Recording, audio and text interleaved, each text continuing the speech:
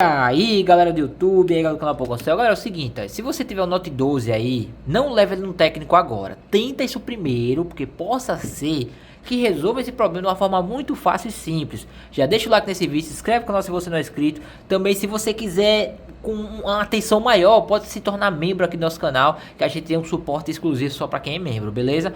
Bom, vamos lá. Esse Note 12 aqui chegou na minha assistência e eu já cheguei abrindo ele para ver o que era.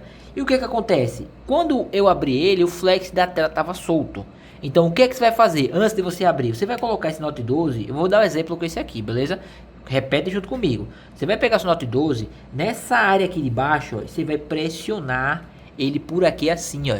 Porque se seu flex da tela tiver soltado, ele vai estar por aqui, ó, nesse canto aqui e nesse canto aqui, ó, aqui e aqui, porque o flex da tela que conecta aqui. E aí tem e conecta aqui e conecta aqui. Então você vai fazer assim, vai pressionar ele por aqui assim, né? Bota um paninho embaixo para não arranhar a tela, vai pressionando para o que? O flex se conectar novamente.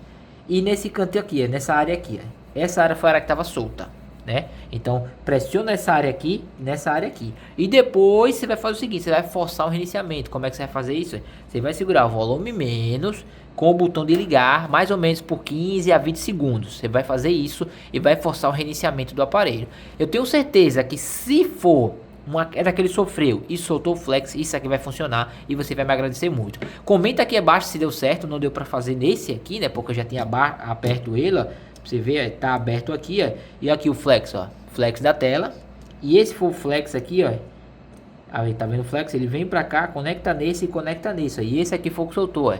Esse lado de cá tava solto, então pressiona para ele se encaixar de novo. Essa parte aqui por precaução e essa parte aqui, que ela fica o que nesse canto aqui, nessa área e aqui nessa área aqui, ó.